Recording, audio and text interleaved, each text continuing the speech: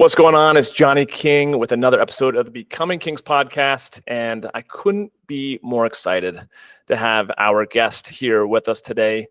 GS Youngblood is not only a phenomenal coach, but an author, amongst many other things. He's had a deep impact on my life just most recently. And I think it's, as I was saying before we even started recording, I think it's fate that our paths have crossed. And I don't think it's the one and only time. I have a sneaky feeling I'm going to be doing a bunch of your boot camps and retreats in the very near future this year. But GS, thank you so much for being here. I really appreciate it.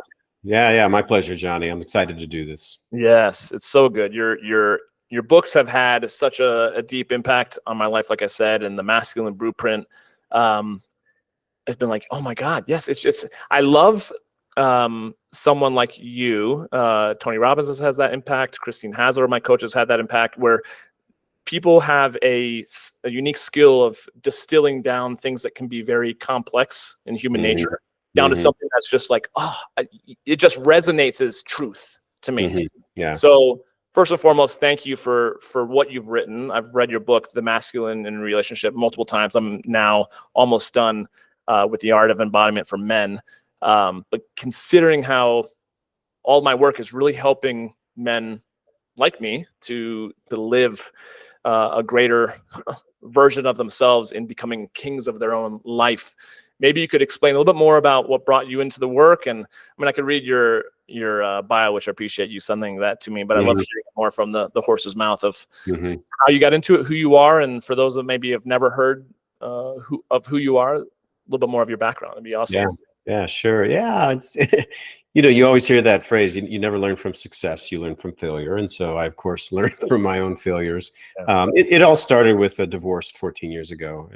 It actually started way before that, but that impact of the divorce and the way it went down, which was pretty hard, I will say, that was what, number one, woke me up in life. I woke up in my mid-30s. It was later in life. And the divorce hit me so hard, and I was pretty shattered at that point. I had allowed myself to become emasculated just to keep the peace, to try to stay out of trouble and make things better. Of course, now I know that was actually part of the problem and making things a lot worse. So the way that it went down was so painful that I knew there had to be a better way. And so I kind of at that point in my life went on this dual track of my own development. And one part of that was studying with some really amazing teachers along the way. A guy named Decker Kunoff in the authentic world space, helped me see that I had emotions and I could actually just speak them. And it was okay to be real with people, and real with myself first, and then real with other people. And then moved on to study with David Data for a while, and then studied with one of his kind of main students for a while.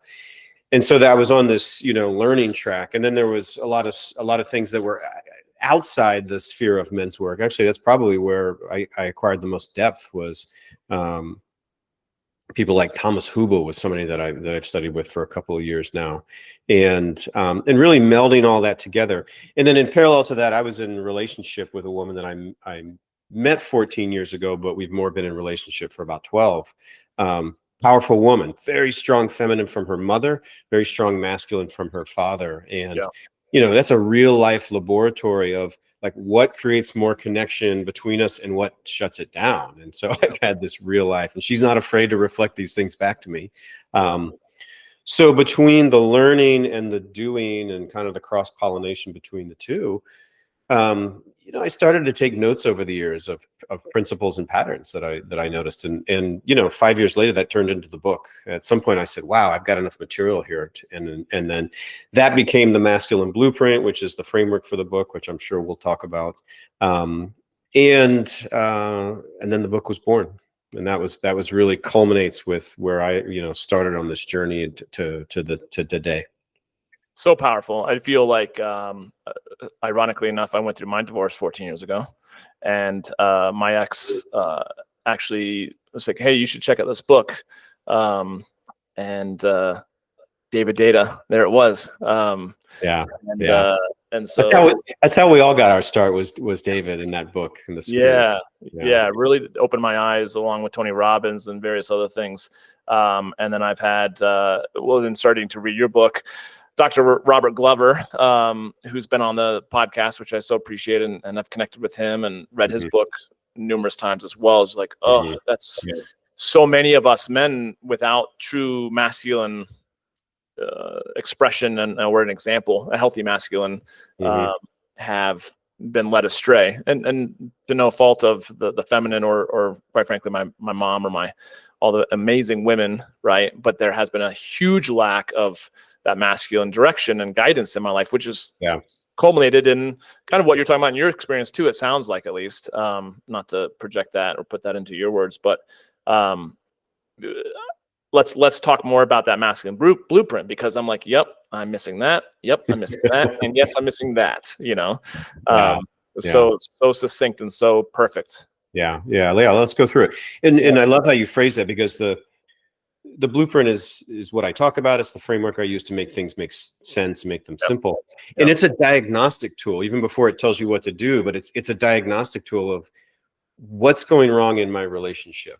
And I think that's kind of a core theme for me. Is my theory that I'm putting out in the world is a lot of those relationship problems that a lot of people have, it's actually a lack of polarity. And most, I would say most couples therapists don't really know these things. And so they try to give you good communication tools, and that's all great. But if there's a lack of polarity, it's not going to matter so much what you do. It's there's going to be something really fundamental missing. And so the blueprint is a diagnostic tool for you to figure out what's causing the problems in your relationship. And so, are you grounded? Do you lead? And have you built emotional connection? And if the answer is no to even one of those, it can explain a lot of why your woman is shut down to you, why she's critical or irritable and doesn't want to be sexual with you, or any of that. So let's go into the blueprint. It's got 3 elements, and the first is respond versus react. So this is that quality of a guy that he's very grounded. You can see that, you can feel that his nervous system is very settled. And so even with the difficult stimuli of life, he's not knocked off his center easily, because he's very grounded. There's a quality of stillness to him, and that doesn't mean he's stoic or shut down or stony in any way, but there's a stillness in him from which he can choose how he wants to be moment for moment. And I think that's the other quality that you have in a man who's grounded, is he feels very choiceful. As you experience him, it just seems like he's choosing exactly how he wants to be and who he wants to be moment to moment. So all of that is about being grounded, and is the basis for respond versus react. And I'm just going to introduce each of the 3, and then we can maybe go into each one. Love it. So that's the first element. The second element is provide structure. And so this is about masculine leadership, and it starts with having your own clarity. Like, you can't lead anybody else if you don't have your own inner clarity about what does your wisdom tell you that the moment calls for. It's not just what you want. You're actually folding in others' needs too, but you have an inner wisdom and sense of what the moment calls for. And then you express that inner clarity as outer direction and structure. And there's forward movement. You're the guy that galvanizes everybody to get to a decision. Even if you don't make the decision, you're making sure a decision gets made. And so you're bringing that clarity to the world in the form of direction and structure. So that's provide structure. And then there's create safety, which, we're talking about physical, financial, and emotional safety.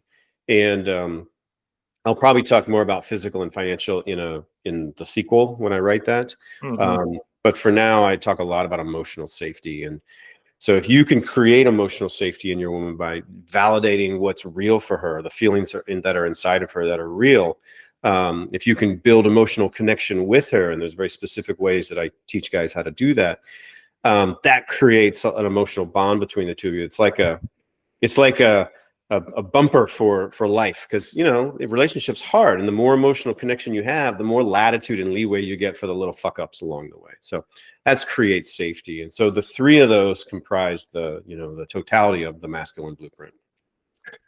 I think something interesting to bring up, and thank you for going through that, because again, I'm like, it's so succinct. Something that I really struggled with, and I know, a lot of what you do is helping men repair their relationship.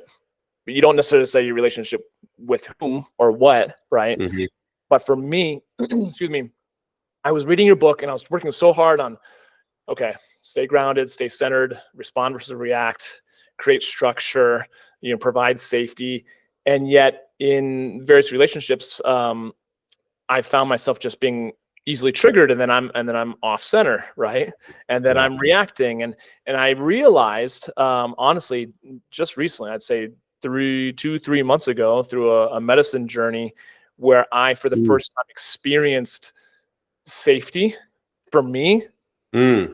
I've never actually felt safe within myself. So my relationship right now with my embodiment practice of breath work on a daily basis is actually just rewiring my nervous system so that I feel safe. So it's like, okay, I was so focused on trying to, get the relationship with my woman to be smoother, and she was always like, you're not consistent. And I'm like, like, I'm human, but I also know that you need consistency. But I didn't realize until I had that amazing day doing medicine that I was like, oh my God, I've been taking my question of, it reminds me of Wild at Heart, like that, my question of, can I be safe? I was taking it to my woman to answer. And it's not a question for her to answer. I feel like it's got to come from me and my source, my own centeredness, right? And then from there, can I actually, I love that, respond versus react, and build off of that. But I couldn't implement what you were saying. Yeah. Until I actually found that, which goes to your next book, The Art of Embodiment, of like, okay, this is why it's so freaking important, right? Yeah. Can you riff off of that? Is any of that resonant? Oh yeah, it's what happened for me. The world didn't change. The world got a lot easier for me, but the world didn't change. I changed, and I did that by what you said, which is finding my own safety. And she can say the same damn thing in the same circumstances as she did last week, but if I'm grounded in one instance and not grounded in another, it just occurs as differently. And as she occurs as more scary, and then I'm not as safe, and then I'm reacting and defending and explaining. It's all, you hit it on your head. Like, quit outsourcing your shit to other people, men, including you and me. Right. Everything gets easier when you're grounded, because here's what happens when you're when you're not grounded. It means you've got a lot of anxiety that's flowing in your system, or at least that's what's happening when you do that. Totally. And in anxiety, we clench against it because it's very uncomfortable. And then we compulsively jump in with our compensatory behaviors. And those compensatory behaviors are defending, explaining, blaming, shutting down, disconnecting, all those things. Because it's so uncomfortable, we have to make it stop. At all costs, it's got to stop. Yep. So we're like, but no, let me explain. You don't understand, and you're trying to get her to stop being upset. And there's no space for choice. There's no spaciousness for you to observe yourself, to witness how you're being. There's no space for you to kind of pull out and go from a bird's eye view to kind of see down and get a clear view of what's actually happening, rather than the movie that's playing in your head. Yep. But when we do the groundedness, what happens is we create more spaciousness, and within that spaciousness, we can witness ourselves, and we can choose how we want to be, and we can choose based on a more accurate experience of what's actually happening, rather than like the early warning system that goes off in our head and runs the drill and sets the alarm off. So we want to create that spaciousness in our life, and it starts with us, and it starts with our nervous system, which is what you said. Yeah. I want to make one more point, and this is, sorry to even say this, you're going to have to edit this out, Johnny. I'm not seeing any indication that we're recording, and I know it's always flashing that on Zoom for me. I just want to make sure, because I've done that before. No, I have done that at the very beginning as well, and it's up in my upper left-hand corner that's being recorded. Cool. So we're good. I never use Google, so okay, all right, cool. Yeah, no worries. Thank you. We're good. Yeah. I need to switch my windows now, because there we go. Okay. Anyway. Yes. Fun timeout. It's like the audio version of your book. You're like, I'm gonna speak out of text here, and which I love that you do that, because it's like, you give like greater flavor to an idea, and then I'm gonna drop back into the text. I love that. Exactly. All right, drop it in. Here we go. Yeah. So so it starts with us. It starts with us and our nervous system. Yeah. I just think that when we talked about this just briefly before we started recording too, it's like, it's intellectually, I understood that concept, that more books, more podcasts, more therapy, more men's retreats. Well, men's retreats actually can really get into dropping into in a different whole way. But I just thought that all of some of the things that I saw online, whether it be like beating on drums and, you know, holding other men, all of it just seemed feminine to me. It seemed, there's a part of me that's like, I'm just a normal dude who loves to play sports and be outside. But I also do feel connected. I'm a very emotional man, but like, I don't know if I give a whole lot of this stuff credence, but I was starting to notice like, oh, I get into the cold plunge and my nervous system's like, I couldn't handle it. I'd be like, I gotta, and like, something is off here, because I should be able to quote unquote will my way through this, and I'm not. You know, my nervous system was definitely showing up. So I feel like a lot of that then started showing up. It's like I understood you intellectually, and then I think that's where a lot of men are. But then being able to actually be embodied to where we can provide true groundedness, because in truth, in most of my relationships, I've been faking it. I tell her the right things, but inside I'm like, oh shit, You're like, this is bad, you know? And and then that starts to create fear in me. And then I started to lose my shit the more I started, you know, the further we got into the relationship. And so I feel like it's a completely different come from. So how did you, you know, and this may be a broader question to do on another episode, but how did you find your sense of true masculine core and centeredness? Or how do you actually support men in your boot camps and your retreats place, right? Yeah, I think most men's work is good, and I'm glad men are doing it. But I do share some of your feelings. You know, going out and screaming at each other just to scream at each other, or beating on drums, I'm not sure it does a whole lot that's lasting. I bet it's cool to get away from your woman and kind of be with other bros. Yeah. So there's a bonding element, but I don't think it creates lasting change. And man, I don't. At least I try. I really don't do stuff that doesn't work. I'm not saying everything you do with me would be life-changing instantly, but you know, I don't do a lot of pomp and circumstance or beating on drums or anything like that. It's got to be what's going to ground you and give you capacity in a relational space. And I think that's where my focus is, that maybe some other people's work is not quite encompassing this, but it's the relational aspects of it. How do you be not only grounded and have your sovereignty and maybe bring a little alpha energy, but you can't stop there, because we're talking about being in a relationship.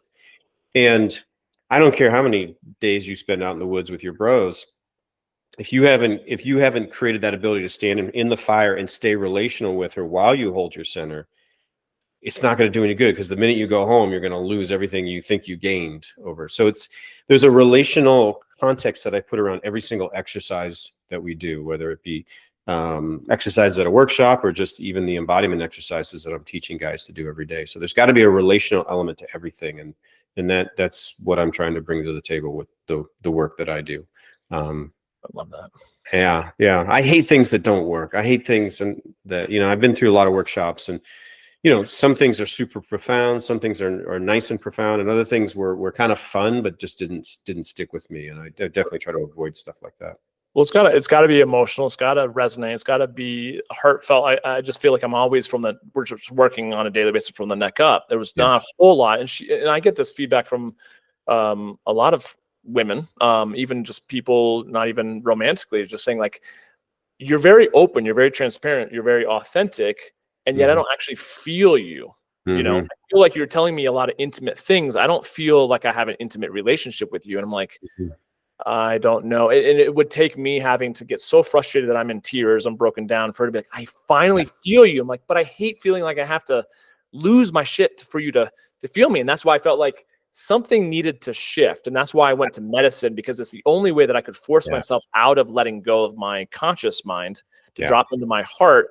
And then, but I don't want to be on, you know, mushrooms every single day of my life either. That's not me either. So I felt like breath work is the thing that to me makes it brings that alignment.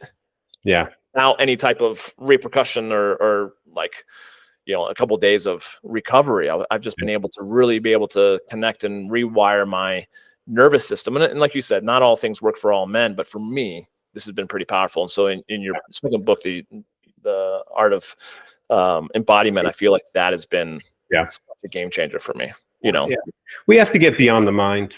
We can't stay at that cognitive level. And I remember the early parts of my own development. I felt safer in the cognitive. Man, I was a learner. I was going to learn everything and give me a bulleted list of all the things we just talked about. And I think over time I realized that it just wasn't helping me that much. I just forget all that stuff. I'm gonna need to call timeout again. I hate to do this. No worries. No, it's for branding purposes. As you know, I present myself as GS, and I just noticed that my actual name is on there because I logged in from my wrong browser. So I want to see if I can swap that. Yeah. I don't know if I can or not, but I'm wondering how, if I did notice that, and I was actually going to ask you, do you go by Gregory or GS? Would it be? Would it be a problem? You're going to get two files because you're recording. Well, maybe not. If I just log out and log in as the other me, it'll take me 3 seconds. No, go for it. I really don't. All this stuff I'm happy to roll with. So yeah, feel free. Okay, see you in a moment. Yeah, sounds good.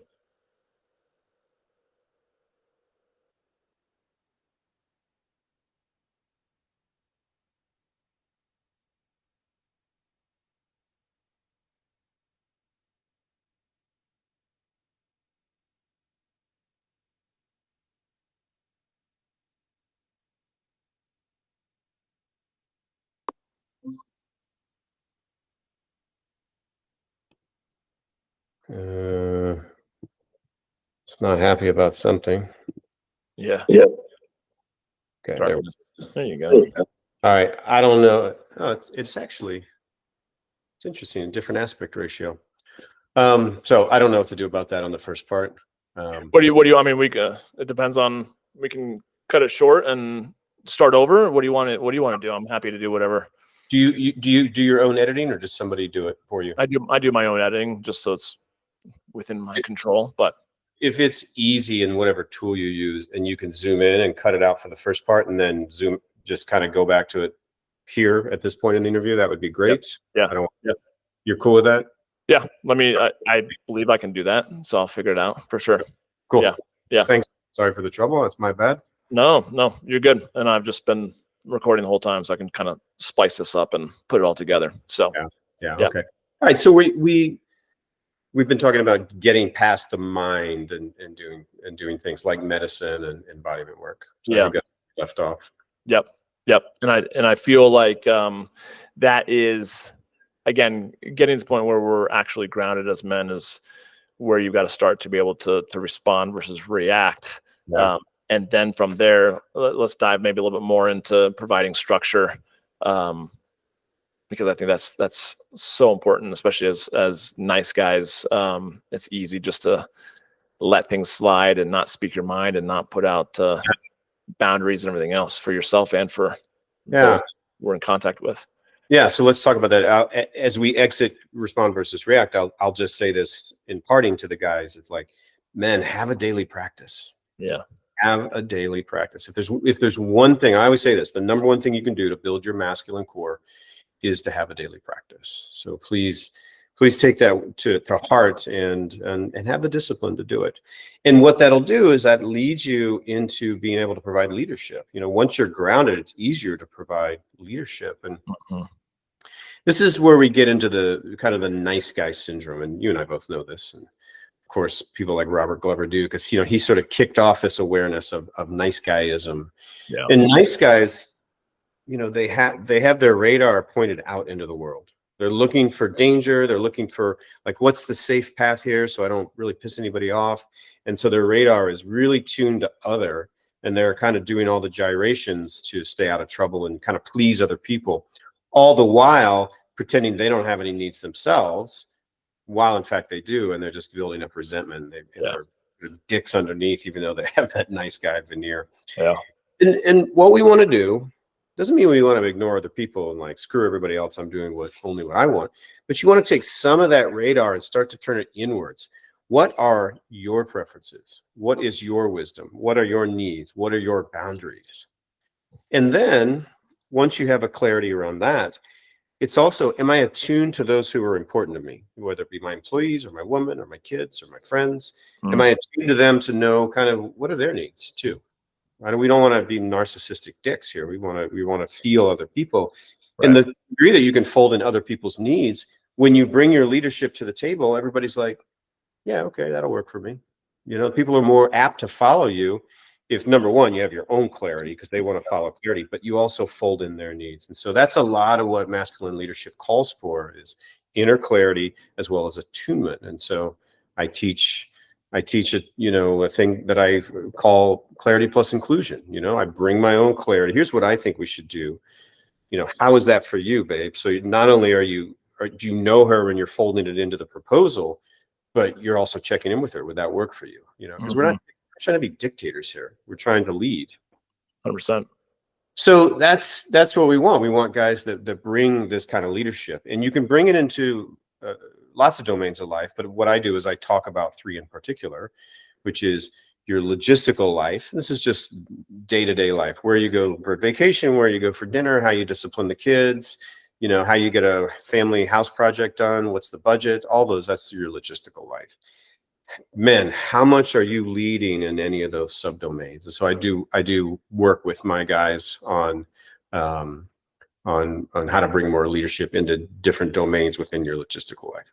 Your emotional life, are you leading? Most guys do not. Most guys wait for her to kind of let her anger blow over, and then she comes back into connection. But what if you, as a man, actually led in that domain? I can guarantee it's going to make you very, very attractive to your woman if you start bringing some emotional leadership to the table. Proactively tend to it. And again, this is what I teach in my boot camp or one-on-one clients is how to do that. And then there's sexual leadership. And how do you lead in the bedroom? And this is one of my favorite topics to talk about. And I did a workshop last year, and I'm going to do another workshop in the fall here in San Francisco called Leading in the Bedroom. And so how do you do that? It's not all about being Christian Grey. It's not like go buy a riding crop and start smacking your woman. It's so much more than that. You know, it could include that kind of thing, but it's so much more than that. And there's so much power in the subtleties of leading in the bedroom. So those are some of the domains that men can bring masculine leadership into. And you've been nodding your head, so I think you're vibing with me here. 100%. Yep, 100%. And I would also ask, maybe before you kind of went into that too, you just said coming out of the other section was like, just men, make sure that you have some sort of embodiment practice. Could you just give a few examples of what that might be if guys are like, okay, cool, but what is that? Well, I always hesitate to jump right into practices without talking about the principles. And I think that's one of the dissatisfactions I've had about some of the teachings I've had along the way is like, hey, do this exercise and do this exercise. Well, just do it. It doesn't matter why you're doing it. Just do it because it's cool. It's Kundalini. Right. So you got to be cool, you know? So I can give you a practice, but what's more important is you embody the principles. And this is what you're finding this out as you're reading the second book of attention and intention. And so, you know, it's like how are you exercising your attention and your awareness? And then how are you exercising your intention? So I could give you the simplest exercise in the world. You sit here and I'm standing. So I'm standing and I feel my weight on the ground. And I'm going to breathe in through my nose. I'm going to pause. And then I'm going to breathe out through my mouth. Now, by itself, you're like, okay, that's called breathing. How is that an embodiment exercise? Well, it's an embodiment exercise because I'm training my awareness to rest on the air rushing across my nostrils. I can feel it physically doing that. And then as I breathe out through the mouth, I can feel that sensation in the throat. It's like, I don't know if you can hear it, the breath, but yeah. So what I'm doing is I'm training to turn my awareness more towards my physicality, more towards physical sensation. What that does is it pulls it away from my thinking mind. So if I do that while I'm relating, what it actually does is it actually brings me more into the present moment because my awareness is on something that's happening right now, which is the sensation, rather than my thinking mind, which is like making projections of the future or memories of the past or ruminations on the past. You're never now. You're never in the now when you're in your thinking mind. So even by this simple breathing technique, If you do that for 3 minutes a day, where all thought will get crowded out as you put your attention on the physical sensation of air rushing through your nostrils and throat. And so you're training your attention to come out of the thinking mind and more into the now. Yeah. And then the fact that you're breathing in and pausing and then making a choice to exhale. Okay. What that's doing, that's training your muscle of intention, which is the other core principle of my framework. That's training you to live out of more intention. It's training you to what I call the muscle of pausing and choosing, pausing and choosing. And when you do that through just simple things like the breath, that translates over into next time you're in a argument with your woman, instead of just blurting shit out of like defensive bullshit that you're going to spew out, you actually might pause for a second and choose how you want to be. You're like, you know what? That defensive stuff is what I always do. Maybe I'll just chill out for a second here and hear what she has to say. Yeah. That's pausing and choosing. So again, the exercise I give you couldn't be more trivial, but when you embody attention and intention, it becomes super powerful. You could literally have a lifelong embodiment practice out of that one simple breath exercise. Now, you probably want more variety than that, but that's such a great example, because I just want to kind of weave in not just the, kind of the psychology of a lot of what's in MIR, but then also see how your embodiment practice translates directly into, okay, she's triggering me. I'm taking that moment, that breath, because I've been practicing on a daily basis, rather than to react, to respond, and to respond with structure versus to respond with nice guy or asshole behavior, And so I just like to see how it actually plays out in real time, and how what you're teaching is relevant to the whole conversation, because it ties in. And I don't want guys just coming like, oh, cool, there's the 3-part framework. Cool. I want them to come out of this podcast being like, okay, I can see how it's all interwoven, and I can't just listen to a podcast and check that off and move on to the next podcast. They actually need to pick up your books and read them and do the fucking work. Pardon my language, but like that's the point, right? So this is a lifelong journey, guys. You won't get it at reading a couple of books or a couple of podcasts. Yeah. So I couldn't agree with you more. So yeah, man, this is a long journey. And we hope that you'll get on whatever path that is, whatever teacher's path that is. Yes. Amen.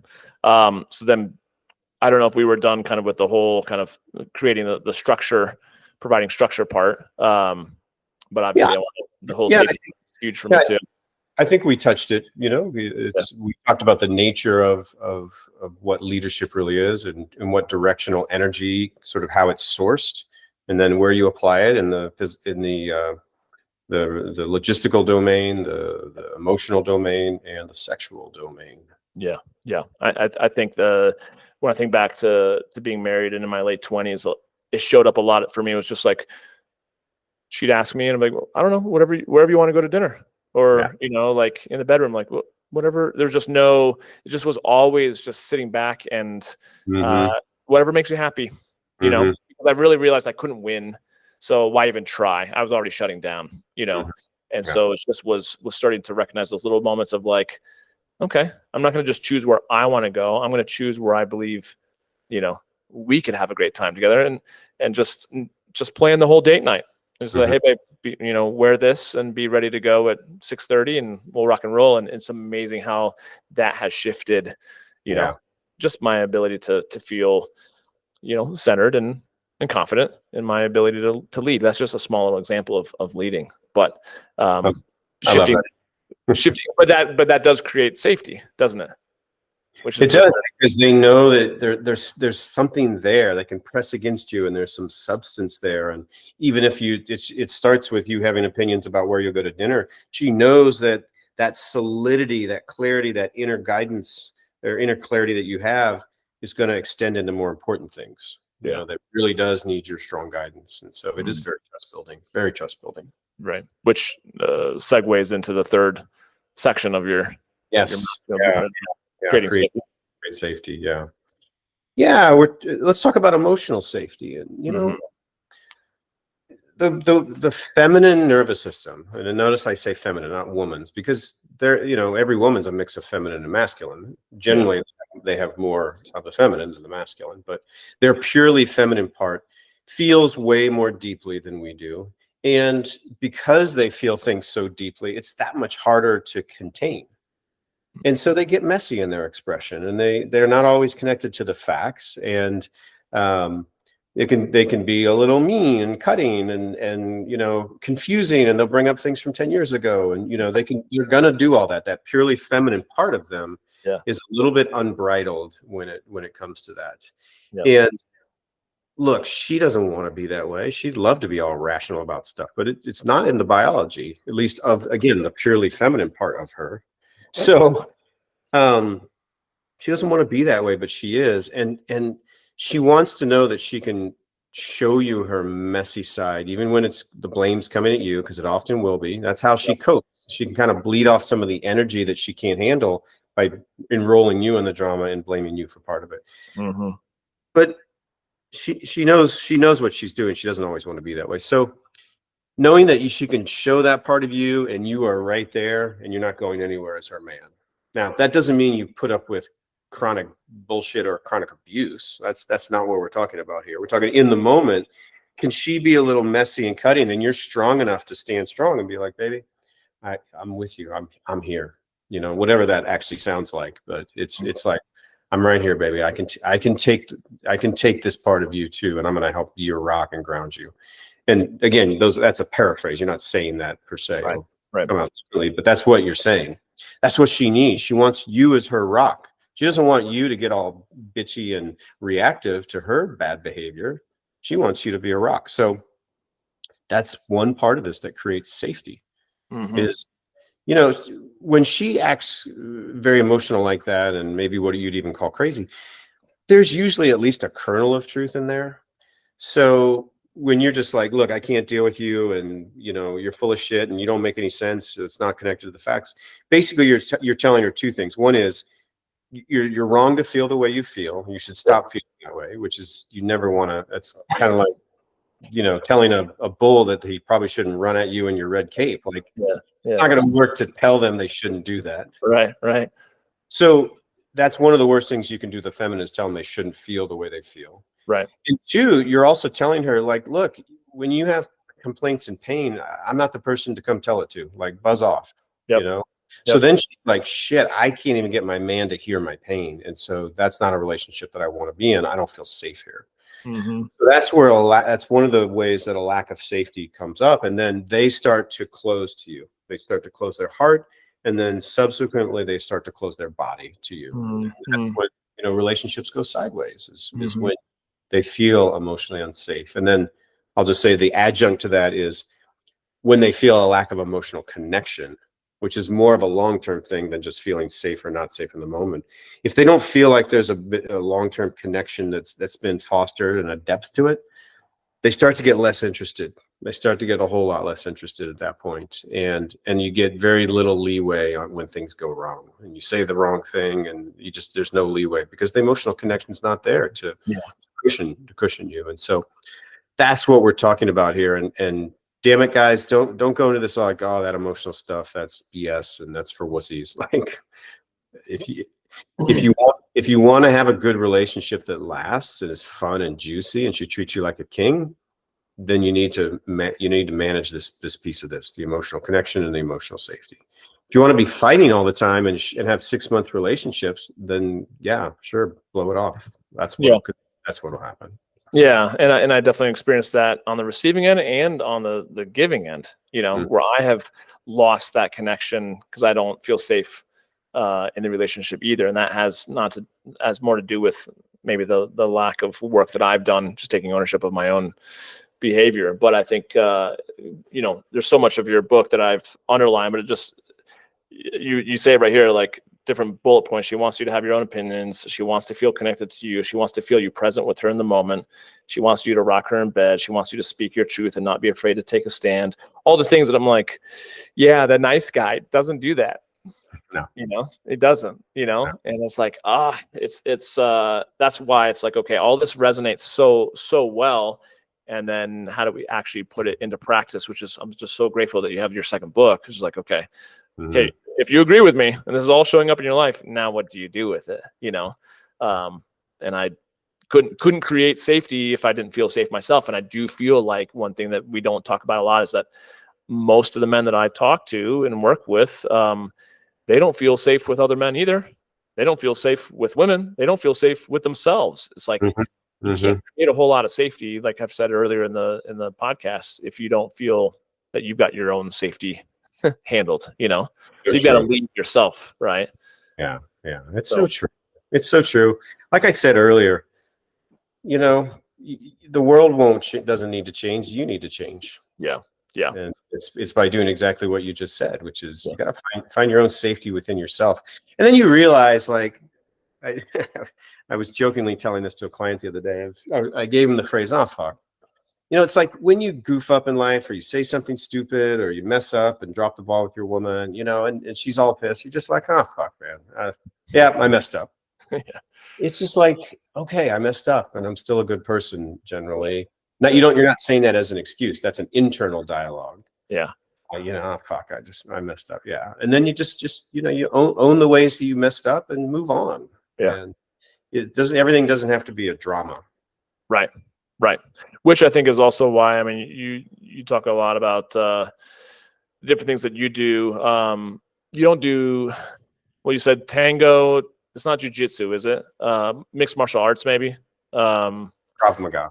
Yeah, Krav Maga. I see it in sports. I see it during the NBA finals right now. It's like so many of these athletes that you have to have a short-term memory, because you're going to miss a shot. You're going to make a mistake. You're going to turn the ball over.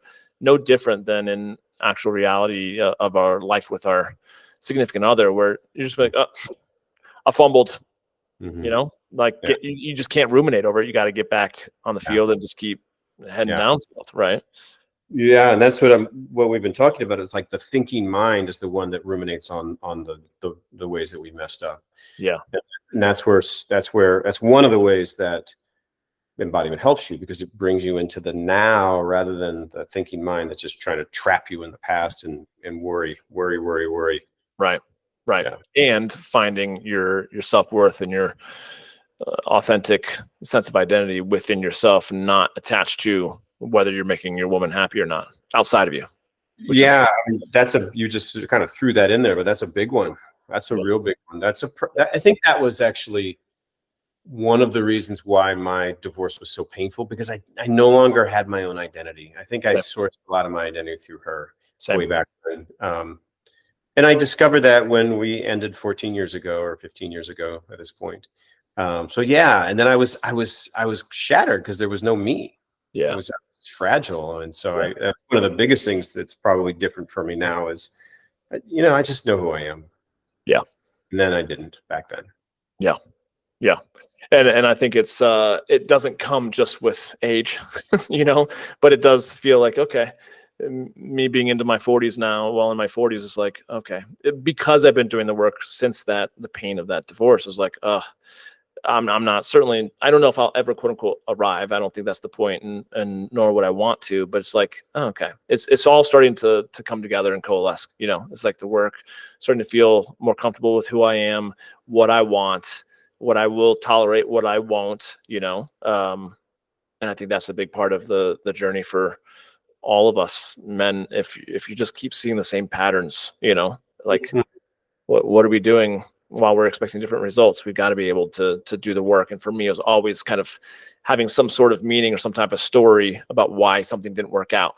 Yeah. And I was missing the deeper messages there. But I don't think I could have gone there and figured that out without my different mentors or my coaches. So using that as a segue, maybe we can explain a little bit more about the work you're doing, online courses, boot camps, one-on-one coaching, retreats, all that good stuff, to see how do men not only just read the book, but get your guidance on a day-to-day basis. Yeah. I think the thing that I'm most proud of right now is the boot camp. So running between 9 and 12 men at a time through an 8-week process, where we take the structure of the book that we've just discussed, and we go deeper in each of those, and we do practices that take you far beyond what you read about in the book. And Amazing. Consistently, the guys that go through it really love it and get a lot out of it. And there's that camaraderie element too. It's not something you do alone. And then, so I've got one starting January 26th, got a few slots left. So if this podcast goes out before then and you know, anybody out there is interested, then certainly look it up on my website, which is gsyoungblood.com.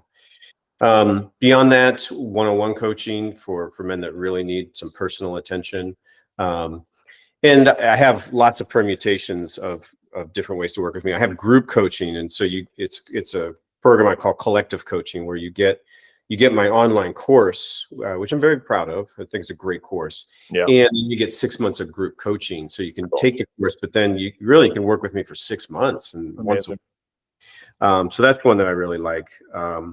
And then I'll do a workshop in the fall. I think it's going to be October 10th through the 13th in San Francisco. Cool. Called Leading in the Bedroom, and we're gonna blow the doors off of it. I bring in some very powerful women to work with the men, and inevitably it just knocks their socks off. And amazing. Yeah, it's a lot of fun to do.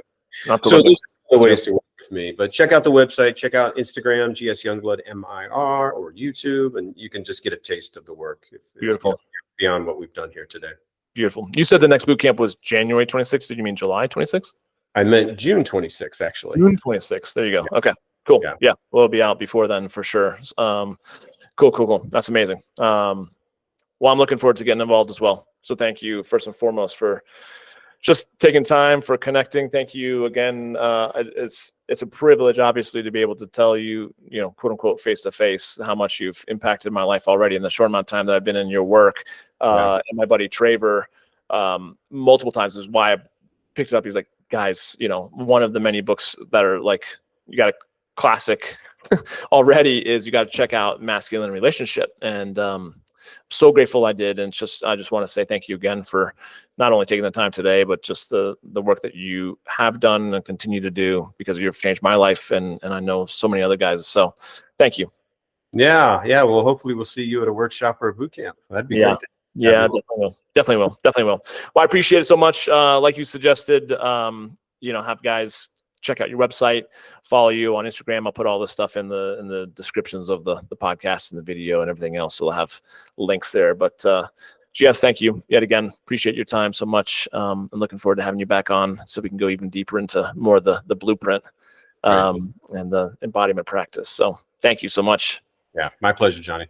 All right, guys. Thanks for listening. Until next episode, keep rocking it out and keep working on that healing. We'll talk soon. Cheers.